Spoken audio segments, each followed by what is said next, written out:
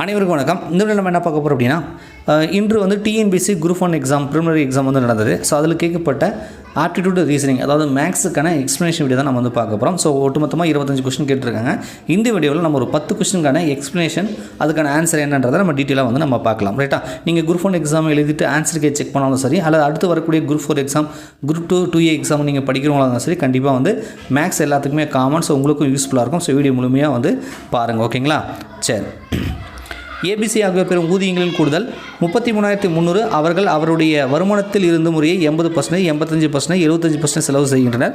மேலும் அவருடைய சேமிப்பு வந்து 7:6:9 பியின் ஊதியம் என்ன அப்படின்றாங்க. ரைட்டா, பியோட ஊதியம் என்ன, அதுதான் நம்ம கண்டுபிடிக்கணும்.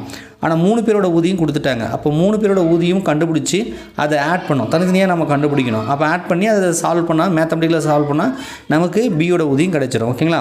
அதே மாதிரி செலவு கொடுத்துட்டாங்க, பர்சன்டேஜ் சொல்லியிருக்காங்கன்னா அப்போ சேமிப்போட பர்சன்டேஜும் சொல்ல முடியும். இப்போ 80% செலவு பண்ணுறாரு ஏ அப்படின்னா 20% சேமிக்கிறாரு. 85% பி வந்து செலவு பண்ணுறாருன்னா 15% சேமிக்கிறாரு.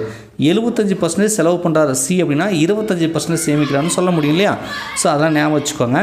இப்போ இது என்ன பண்ணலாம் அப்படின்னா, சேமிப்பு வந்து நான் 7x 6x 9xன்னு எடுத்துக்கிறேன்.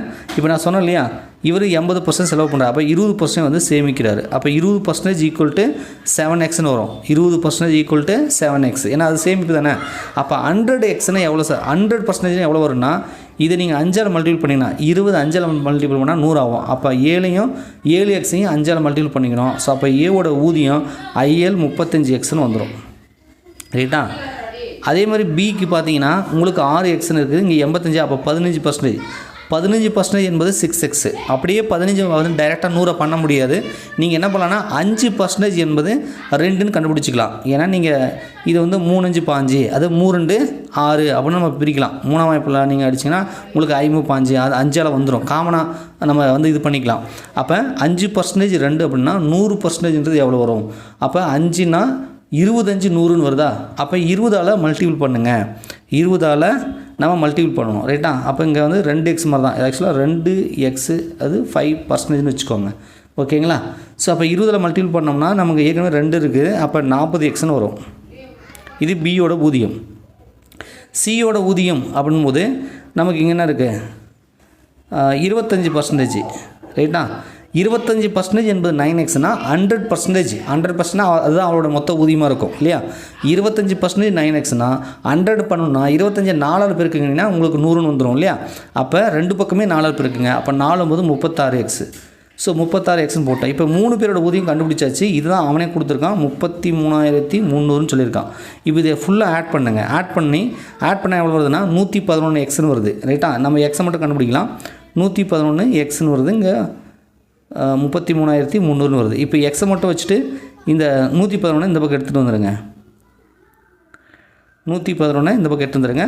111 333 வந்துடும். உங்கள் 2 0 இருக்குது. இப்போ எக்ஸ் ஈக்குவல் எனக்கு 300ன்னு வந்துச்சு. நான் ஏபிசி 3 ஊதியம் கண்டுபிடிச்சேன் இல்லையா? அதில் 100% ஈக்குவல் டு 40xன்னு இருந்தது இல்லையா? 40x என்பது பியோட ஊதியம். ரைட்டா? அந்த 40xல் எக்ஸுக்கு பதிலாக நான் 300ன்னு சப்ஸ்டியூட் பண்ணுறேன். ரைட்டா? அப்போ 4 12 3 0, அப்போ 12,000 அப்படின்னு சொல்லி நமக்கு கிடைக்கிது. ஸோ வந்து 12,000 என்பதே இதுக்கான விடை, டி ஆப்ஷன். 3:4:5 என்ற விகிதத்தில் அமைந்த 3 எண்களின் மீப்போமா, அதாவது எல்சிஎம் வந்து 2004 HCF வந்து என்ன அப்படின்றாங்க. ரைட்டா? நம்ம என்ன பண்ணலாம், இது ரேஷியோவில் கொடுத்துருக்காங்க. நம்ம 3x 4x 5x அப்படின்னு எடுத்துக்கலாம். ரைட்டா? 3 நம்பரை நமக்கு நம்பரை தெரியாது, ரேஷியோவில் தான் இருக்குது. 3x 4x 5xன்னு எடுத்துக்கலாம். இதனோட எல்சிஎம்மை தான் அவங்க 2400 சொல்லி கொடுத்துருக்காங்க. ரைட்டா? அப்போ இந்த 3x 4x 5xக்கு வந்து நம்ம எல்சிஎம் எடுத்தோம்னா நமக்கு என்ன வரும்னா 60xன்னு வருது. 60x அப்படின்னு சொல்லி வருது எல்சிஎம். 3 நம்பருக்கு எடுக்கும்போது 60x ஈக்குவல் தான் 2400 வருது. ரைட்டா? நமக்கு HCF தான் வேணும். இந்த 3 நம்பர் நம்ம 3x 4x 5xன்னு எடுத்தோம் இல்லையா? அப்போ காமன் ஃபேக்டர்ன்றது எக்ஸ் தான். 3த்துலேயுமே காமனாகிறது என்னது? எக்ஸு. ரைட்டா? அப்போ எக்ஸ் தான் காமனாகுது. நம்ம எக்ஸை கண்டுபிடிச்சாலே HCF கண்டுபிடிச்சதுக்கு சமம். அப்போ 60x ஈக்குவல் டு 2400 அப்படின்னா எக்ஸ் ஈக்குவல் டு இந்த 2400, இந்த 60 இந்த பக்கம் எடுத்துகிட்டு போயிடுங்க. 0 0 கேன்சல் பண்ணுங்கள். ரைட்டா? அப்போ 1 6 6 3 4 4 24, அப்போ 40. எக்ஸ் ஈக்குவல் டு 40 அப்படின்னு சொல்லி நமக்கு கிடைக்கிது. x = 40ன்னு வருது. ஸோ எக்ஸ் தான் வந்து HCF அப்படின்னு சொல்லியிருக்கோம். ஏன்னா மூணுத்துக்கும் காமனாகிறது எக்ஸ் தான். அப்போ 40 என்பது இதுக்கான விடை. ஸோ 40ன்றது ஏ ஆப்ஷனில் கொடுத்துருக்காங்க. ஏ ஆப்ஷன் தான் இதுக்கு வந்து சரி. A, Bயின் மீப்பெரு பொது வகுத்தி 15 AB ஆகியவை ஈரலுக்கு எண்களில் இவ்வாறு எத்தனை இணை எண்கள் வந்து காணப்படுகின்றன அப்படின்னு மாதிரி கேட்குறாங்க. ஸோ இது கொஞ்சம் கன்ஃபியூஷனான ஒரு சம்ம தான். பட் அதெல்லாம் போட்டால் வரும். ரைட்டா? சரி, இப்போ நம்ம அந்த நம்பரை என்ன பண்ணலாம் அப்படின்னா, மீப்பெரு பொது வகுத்தி 15ன்னு கொடுத்துருக்காங்க. ஏபின்னு 2 நம்பர் கொடுத்துருக்காங்க இல்லையா, அதுக்கு பொது வகுத்திக்கு 15ன்னு கொடுத்துருக்காங்க இல்லையா. நம்ம என்ன பண்ணலாம் அப்படின்னா, இதுலேருந்து ஏன்ற நம்பர் தெரியாது, அதனால் பொது வகுத்தி சொன்னதுனால நம்ம 15xன்னு வச்சுக்கலாம். இன்னொரு நம்பரை வந்து 15y அப்படின்னு சொல்லி வச்சுக்கலாம். இப்போ எக்ஸும் ஒய்யும் வந்து ஈக்குவல் கிடையாது, ரெண்டு வெவ்வேறு நம்பர். ஏன்றது வேறு நம்பர், பின்றது வேறு நம்பர். அதை அவங்க நோட் பண்ணல. பட் இருந்தாலும் ஏ ≠ பி அந்த மாதிரி வச்சுக்கோங்க. ஓகேங்களா? அப்போ 15xன்றது ஒரு நம்பர், 15yன்றது ஒரு நம்பர். இப்போ 2 டிஜிட் நம்பர் தான் சொல்கிறாங்க. அப்போ 10லேருந்து 99க்குள்ளே தான் அது வரணும். ரைட்டா? நீங்கள் 15 எக்ஸுக்கு வந்து 1ன்னு போட்டிங்கன்னா 15 வரும், 2 போட்டால் 30ன்னு வரும். இதே மாதிரி நீங்கள் 4, 5, 6 போட்டிங்கன்னா 6, 15, 90ன்னு வரும். ஆனால் 7 வராது. அப்போ நம்ம எக்ஸுக்கு என்னென்ன பாசிபிலிட்டி இருக்குது? 1, 2, 3, 4, 5, 6. ரைட்டா? 1, 2, 3, 4, 5, 6 பாசிபிலிட்டி வருது. அப்போ தான் வந்து அந்த 2 டிஜிட்டுக்குள்ளே வரும். ரைட்டா? இல்லைனா அது அதிகமாக போயிடும். இப்போ இதுக்கு வந்து இணை வந்து கேட்குறாங்க. இணை எடுத்துக்கும் பொழுது எப்படி எடுத்துக்கணும் அப்படின்னா, ரிப்பீட்டடாக வரக்கூடாது. 1, 1, 2, 2 அது மாதிரி வரக்கூடாது. ஒரு முறை நீங்கள் 1, 2 எடுத்திங்கன்னா 1, 2 எடுத்தாலும் சரி, 2, 1 எடுத்தாலும் 2 ஒரே பேர் தான் இல்லையா? அந்த மாதிரி வராமல் டிஃப்ரெண்ட்டாக எடுத்துக்கணும்.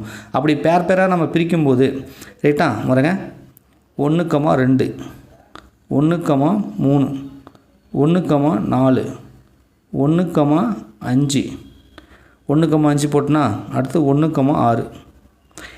இப்போ 2, 1ன்னு போடக்கூடாது. ஏன் சார்னா 1, 2ன்னு இருக்குல்ல, அதனால் அதை போடக்கூடாது. ரைட்டா? 2, 2 போடக்கூடாது. ஏன் சார்? 2 சேமாக வர மாதிரி போடக்கூடாது. ரெண்டு ஒரே நம்பராக இருக்கக்கூடாது இல்லையா? எக்ஸ் ஒய்ன்றது 2 வெவ்வேறு பேரா நம்பராக போட்டிருக்கேன். அப்போ 2, 3 தான் ஸ்டார்ட் ஆகணும். ரைட்டா? 2, 3, 2, 4 போடலாமா சார்னா அதுவும் போடக்கூடாது. ஏன்னா 2, 4 போட்டிங்க அப்படின்னா காமனாக நீங்கள் 2ஆம் வாய்ப்பில் வச்சிங்கன்னா 2, 1ன்னு வந்துடும் இல்லையா? அப்போ 2, 1, 1, 2 2 1 தான். அப்போ அதையும் எடுத்துக்கக்கூடாது. அப்போ 2, 5 எடுத்துக்கோங்க. ரைட்டா? அவ்வளோதான். 2, 6 எடுத்துக்கூடாது. அப்படி எடுத்தாலும் நீங்கள் அது 1, 3ன்னு வந்துடும். ஏற்கனவே 1, 3க்கு தான். அப்போ அதையும் விட்டுடுங்க. ஸோ 2, 5 ஆச்சா? அடுத்தது 3, 1 எடுக்கக்கூடாது, 3, 2 எடுக்கக்கூடாது. ஏன்னா 2, 3 இருக்குது. 3, 3 எடுக்கக்கூடாது, சேமாக வருது இல்லையா? அப்போ 3, 4 தான் எடுத்துக்கணும். அடுத்தது 3, 5 எடுத்துக்கணும். ரைட்டா? அவ்வளோதான். 3, 6 எடுக்கக்கூடாது. அப்படி எடுத்தால் நீங்கள் 1, 3, 2, 6, 1, 2 வந்துடுது. அதை விட்டுடுங்க. அடுத்தது 4, 5. எப்படி சார்னா 4, 1 எடுக்க தேவையில்லை. ஏன்னா 1, 4 இருக்குது. 1, 2 எடுக்க தேவையில்லை. அதுவும் 2, 1 வந்துருச்சு. ஸோ இது மாதிரி நீங்கள் எடுத்திங்கன்னா 4, 5 தான் வரும். ரைட்டா? 4, 6 நம்ம எடுத்துக்க தேவையில்லை. அதுவும் வந்து 2 டேபிளில் கேன்சல் ஆகும். ஸோ அடுத்தது 5, 6ன்னு வரும். இப்போ மொத்தம் எத்தனை பேருனா 1, 2, 3, 4, 5, 6, 7, 8, 9, 10, 11 மொத்தம் 11 பேர் வரும்பா. 11 அப்படின்றதான் இதுக்கு வந்து சரி. இந்த சம் ரொம்ப டீட்டெயிலாக வந்து போயிட்டுருக்கு. இருந்தாலும் வந்து உங்களுக்கு நான் ஷார்ட்டாக சொல்கிறேன். ஓகேவா? ஃபஸ்ட்டு வந்து இதை நம்ம சிம்பிளிஃபை பண்ணணும். அப்போ வந்து இதை 3, 5, 15, 15ல் 5 போனால் 10, 10/3ன்னு வரும். அந்த 3 வந்து நம்ம மேலே எடுத்துகிட்டு போகலாம். அப்போ 3, 6, 18. ஸோ இந்த டேர்மில் வந்து 18/10 அப்படின்னு வருது. 18/10 இதையும் அடிக்கலாம் 2ஆம் வாய்ப்பில். 9, 2, 12, 1, 2, 10ன்னு வரும். இதெல்லாம் பொதி வச்சுக்கோங்க ஒரு ஸ்டெப்பு.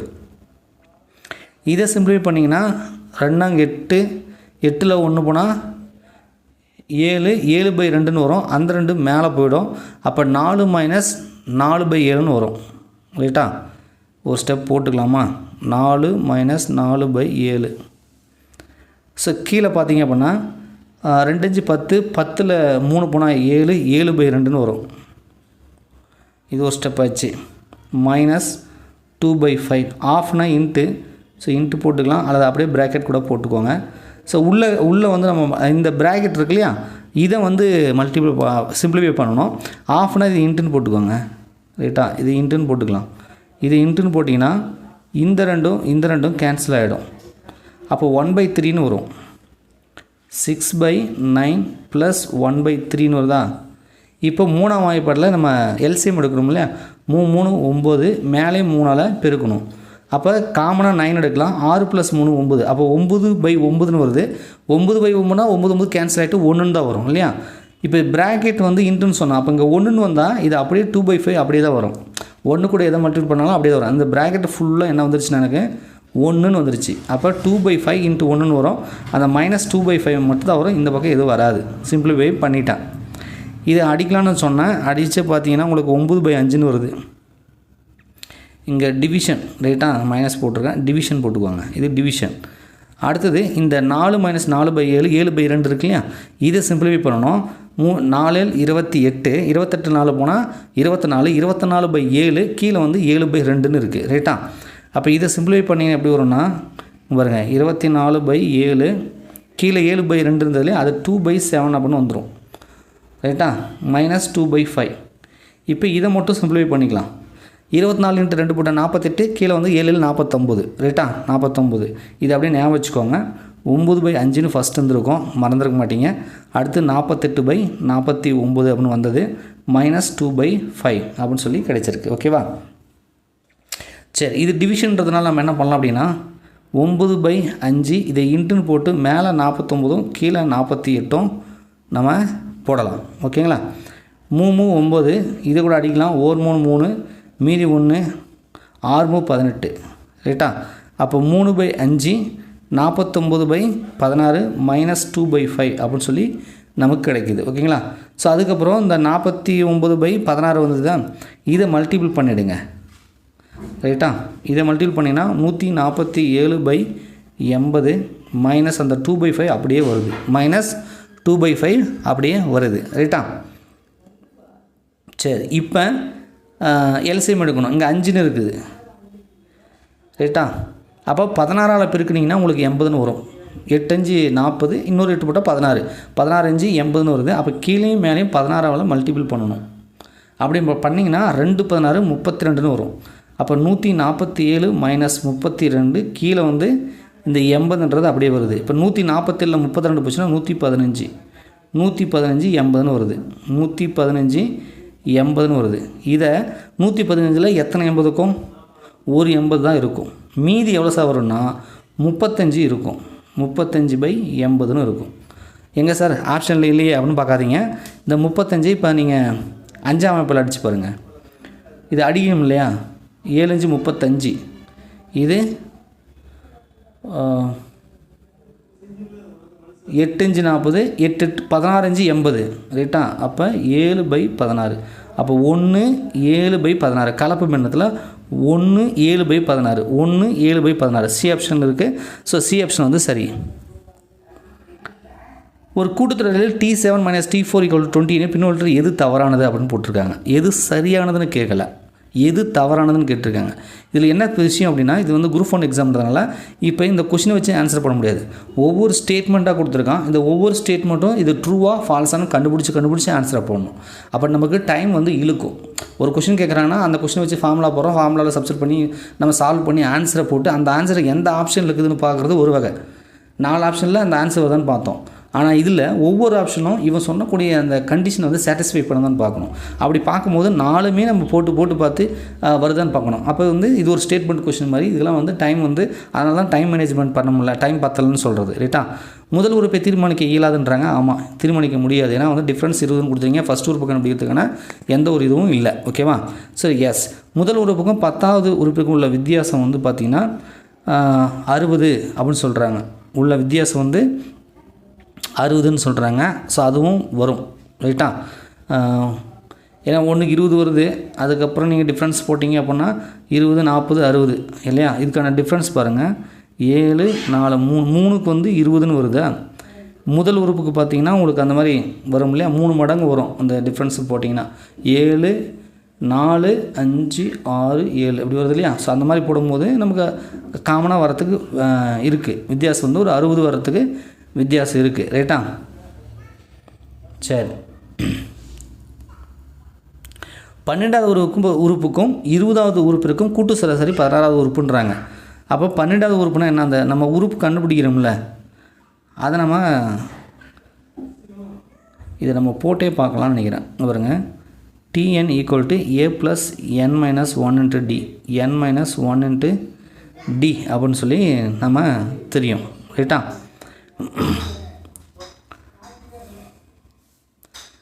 ஸோ இப்போ நம்ம ஒன்றாவது உறுப்பு அப்படின்னா இங்கே ஒன்றுன்னு வந்துடும்.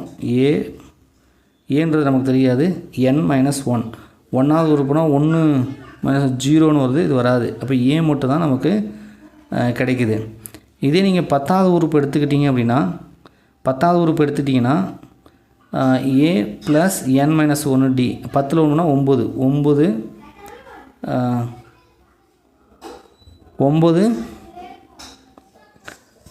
a + 9d. ஸோ டிஃப்ரென்ஸ் வந்து பார்த்திங்கன்னா உங்களுக்கு நம்ம ஒர்க் அவுட் பண்ணி காட்டிடுறேன். இதை எப்படி 60 வருதுன்னு. ஃபஸ்ட்டு இந்த டிஃப்ரென்ஸ் வந்து நம்ம என்ன பண்ணலாம்னா T7 a + n-1d இருக்குல்ல, அந்த ஃபார்முலாவில் போடுங்க. இங்கே பாருங்கள், a + 6dன்னு வரும். எது? அந்த 7க்கு. இதே நீங்கள் 4க்கு எடுத்திங்கன்னா a + 3dன்னு வரும், n-1ன்றதுனால. இதை நீங்கள் சப்ட்ராக்ட் பண்ணிங்கன்னா என்ன வரும்னா 6d ஏ கேன்சல் ஆகிடும். 6dயில் 3d போச்சுன்னா 3dன்னு வரும். அப்போ 3d = 20. அப்போ d = 20/3ன்னு வருது. d வந்து 20. நம்ம முன்ன சம் போட்டோம் இல்லையா, ஸ்டக் ஆகிடுச்சு இல்லை, அங்கே டின்னு ஒன்று வந்தது. அந்த டிக்கான வேல்யூ சப்ஸ்டிட் பண்ணால் தான் நமக்கு ஆன்சர் வரும். ஸோ டியோட வேல்யூ வந்து இந்த கொடுத்துருக்குற கிவன்லேருந்து கண்டுபிடிச்சிக்கலாம். அப்போ டிஃப்ரென்ஸ் வந்து 20/3ன்னு வருது இல்லையா. இப்போ ஒன்றாவது உறுப்பு ஏன்னு கண்டுபிடிச்சிட்டேன். ரைட்டா? ஏன்னா n-1 போடுது, 1 - 1 0ன்னு வந்துடும். அதனால் அந்த டேர்ம் வராது, ஏ மட்டும் வரும். இதே நீங்கள் 10வது உறுப்பு எடுத்திங்கன்னா உங்களுக்கு a + 9 × 9 × d அப்படின்னு வந்துச்சு இல்லையா. 9 × d அப்படின்னு வந்துச்சு. இப்போ நம்ம இந்த இடத்துல வந்து பார்த்திங்கன்னா உங்களுக்கு வந்து 20/3 அப்படின்னு போடுங்களேன். 20/3 அப்படின்னு போட்டிங்க அப்படின்னா ஸோ உங்களுக்கு வந்து 20/3 டிக்கு பதிலாக நான் போட்டேன், 20/3ன்னு போட்டேன். இப்போ 1 3 9. அப்போ 3 × 20ன்னு வருது. 3 × 20ன்னு போட்டிங்கன்னா உங்களுக்கு ஆட்டோமேட்டிக்காக ஸோ வந்து 60ன்னு வரும். இந்த ஏ வந்து டிஃப்ரென்ஸ்ன்றதுனால இங்கே ஒரு ஏ இருக்கு இல்லையா, ஏவும் கேன்சல் ஆகிடும். ரைட்டா? அப்போ 60ன்னு வருது. ரைட்டா? ஸோ டி வந்து 20/3ன்றதை நம்ம கண்டுபிடிக்கணும். அப்போ பாருங்க, இதுக்கும் சால்வ் பண்ணணும், இதுக்கும் நம்ம சால்வ் பண்ணி தான் கண்டுபிடிக்கணும். இப்போ சி இதே மாதிரி நம்ம சிக்கு செக் பண்ணுறோம். கூட்டு சராசரி 16வது உறுப்புன்றாங்க. 5வது உறுப்புக்கும் 3வது உறுப்புக்கும் கூட்டு சராசரி 17வது உறுப்புன்றாங்க. இதையும் நான் செக் பண்ண போகிறேன். இப்போ 12வது உறுப்புனா என்னது? 12 a + n-1 × d. அப்போ 11 × d. இதே நீங்கள் 20வது உறுப்பு அப்படின்னு எடுத்திங்கன்னா 20வது உறுப்பு அப்படின்னு எடுத்திங்கன்னா a + n-1 × d. அப்போ 19 × d. 12வது உறுப்பிற்கும் 20வது உறுப்பிற்கும் கூட்டு சராசரின்றாங்க. அப்போ இது ரெண்டுத்தையும் நம்ம கூட்டுறோம். அப்போ 2a + 11 இது ஒரு 19 30d. 20வது உறுப்பிற்கும் கூட்டு சராசரி 16வது உறுப்புன்றாங்க. இப்போ 2a + 30d அப்படின்னு சொல்லி வருது. ஓகேங்களா? கூட்டு சராசரி அப்படின்னா ÷ 2ஆல் வகுக்கணும். அப்போ இது இங்கே a + 15dன்னு வரும். a + 15dனா அது 16வது உறுப்பு தான். ஏன்னா n-1 போடும்போது 16 - 1 15. அப்போ 15 ஒன்றா கரெக்டாக இருக்குது. அப்போ இந்த ஸ்டேட்மெண்ட்டும் கரெக்டாக தான் இருக்குது. சி ஸ்டேட்மெண்ட்டும் கரெக்டாக தான் இருக்குது. அடுத்தது டியை கண்டுபிடிக்க போகிறேன். இது கரெக்டாக இருக்குமான்னு. 5வது உறுப்புக்கும் 30வது உறுப்புக்கும் கூட்டு சராசரி 17வது உறுப்புன்றாங்க. 5வது உறுப்பு என்ன?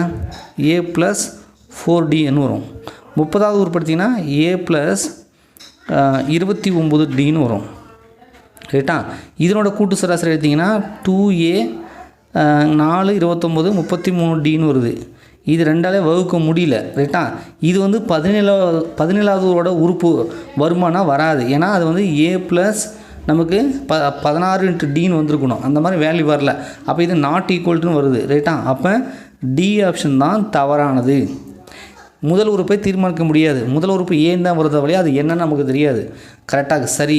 இது 60? ஆமாம். டின்றது நம்ம 20/3 போட்டோம், அதை சப்ஸ்டிட் பண்ணி பார்த்தோம், நமக்கு அது 60ன்னு வருது.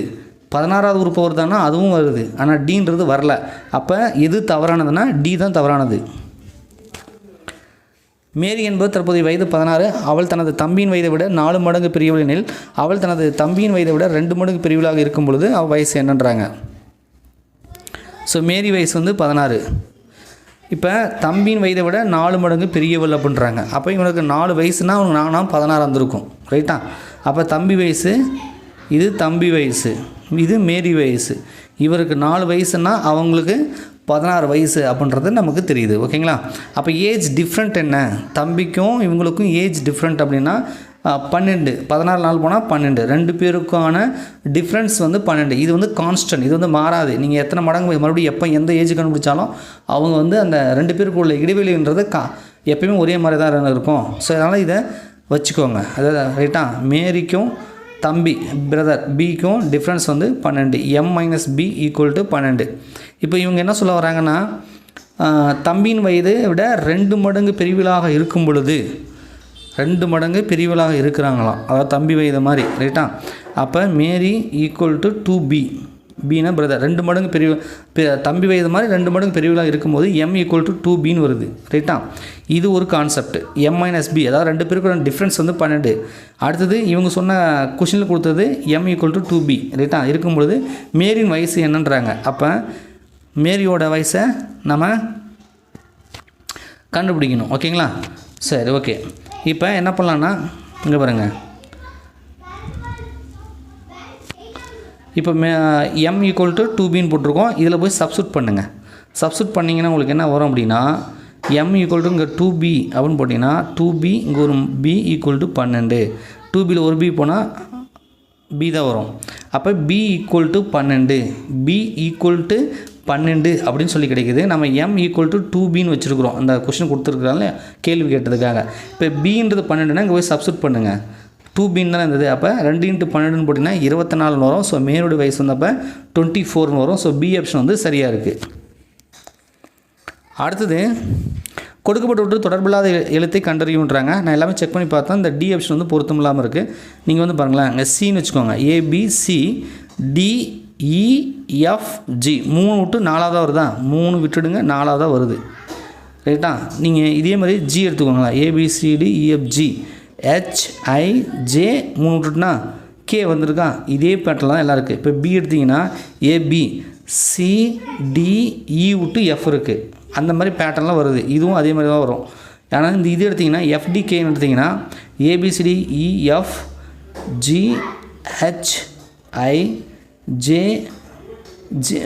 பாருங்கள் வரல, டீன்னு போட்டிருக்கோம். அப்போ அந்த 3 ஒரே பேட்டர்னில் இருக்குது, ஆனால் டீன்றது மட்டும் கொஞ்சம் வித்தியாசம் மாற்றி வருது. அப்போ அது மட்டும்தான் தொடர்பில்லாத ஒன்று. ஸோ டி ஆப்ஷன் வந்து இதுக்கு சரி.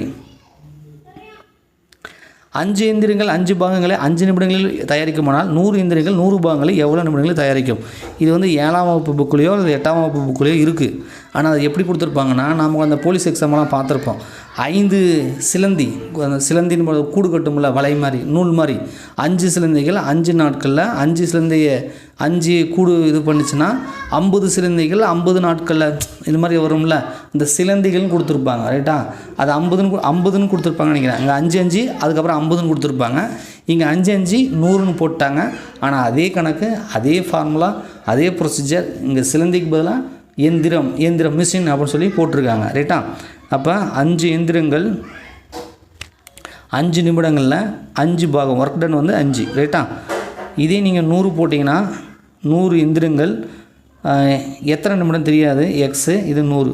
இப்போ 100 கேன்சல் ஆகிரும், 5 கேன்சல் ஆகிரும், எக்ஸ் = 5 தான் வரும். புரியுதுங்களா?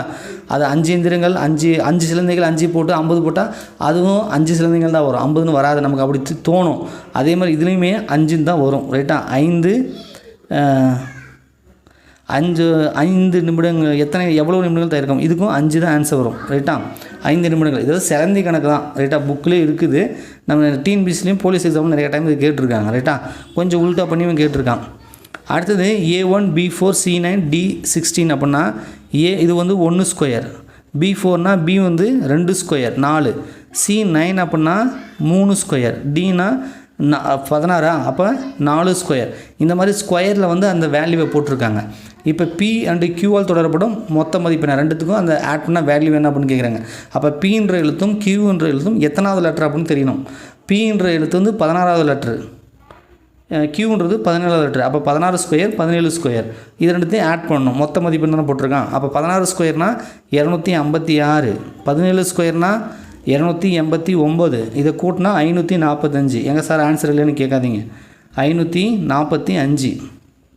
4 ஆப்ஷனுமே விடை இல்லை. இந்த கொஷனுக்கு 4 ஆப்ஷனுமே ஆன்சர் இல்லாமல் இருக்குது. ஸோ அதனால் இதுக்கு வந்து மார்க் கொடுப்பாங்கன்னு சொல்லி நம்ம எதிர்பார்க்கலாம். ஓகேங்களா, 4 ஆப்ஷனுமே இல்லை.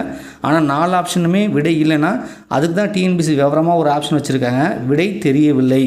ஸோ இந்த கணக்கு விடை தெரியவில்லை அப்படின்றத நீங்கள் சூஸ் பண்ணலாம். அப்படி இல்லைனா 4 ஆப்ஷனில் எது போட்டாலும் அவங்க ஆன்சர் கொடுக்கலாம். ஓகேங்களா, ஆனால் இதுக்கான விடை வந்து இந்த 4 ஆப்ஷன்லையுமே அவங்க கொடுக்கல. ஓகேங்களா, ஸோ இப்போதைக்கு விடை தெரியவில்லை அப்படின்ற ஆப்ஷன் வச்சுக்கோங்க. ஸோ பகடை கணக்கு ரொம்ப ஈஸியாக தான் கேட்டிருக்காங்க, ரொம்ப கஷ்டமாலாம் இல்லைங்க. பாருங்க, ஃபஸ்ட்டு 2 பகடையை நம்ம கம்பேர் பண்ணலாம். ஸோ 2 பகடையை கம்பேர் பண்ணும்போது அதில் 2 நம்பர் சேமாக இருக்குன்னு வச்சுக்கோங்களேன். பாருங்க 6 5 6 5 சேமாக இருக்கா. அப்போ 2 காமனாக இருந்துச்சுன்னா எது டிஃப்ரெண்ட்டாக இருக்கும் அது ஒன்றுக்கு ஒன்று ஆப்போசிட்டாக இருக்கும். ரைட்டா, இங்கே பாருங்கள் 4 கொடுக்கப்பட்டுள்ளன, 3 என்ற எண் இருக்குது, எது ஆப்போசிட்டு இங்கே பாருங்கள் 3 4 டிஃப்ரெண்ட்டாக இருக்குது. அப்போ 3க்கு ஆப்போசிட் 4, 4க்கு ஆப்போசிட் 3ன்னு சொல்லலாம், 3க்கு ஆப்போசிட் 4 அப்படின்னு வருது. ஓகேங்களா, ஸோ ரொம்ப சிம்பிள். இது 4 பகடை கொடுத்தாலும் நீங்கள் எப்படி போட்டாலுமே இதுதான் வருது, நான் செக் பண்ணி பார்த்துட்டேன். ஸோ வந்து ரொம்ப ஈஸியாக தான் இருக்குது. ரைட்டா, சரி. ஸோ இந்த மாதிரி வந்து ஒரு 10 கொஷின் பார்த்தோம்னா அதில் 2 கொஷின் வந்து டஃப்பாக இருக்குது. அது டைம் வந்து அதிகமாக இருக்குது, நமக்கு அந்தளவுக்கு பொறுமையாக இருக்காது ஒவ்வொன்றா செக் பண்ணுற அளவுக்கு. ஸோ அந்த மாதிரி வந்து கேட்டிருக்காங்க. ஸோ அடுத்த பார்ட் 2ல் மீதி இருக்கக்கூடிய கொஷினை வந்து ஆன்சர் வந்து பார்க்கலாம். கண்டிப்பாக வந்து இந்த வீடியோ உங்களுக்கு பயனுள்ளதாக இருந்திருக்கும் அப்படின்னு சொல்லி நான் நம்புகிறேன். வீடியோ பிடிச்சா மறக்காமல் லைக் பண்ணுங்கள். நன்றி, வணக்கம்.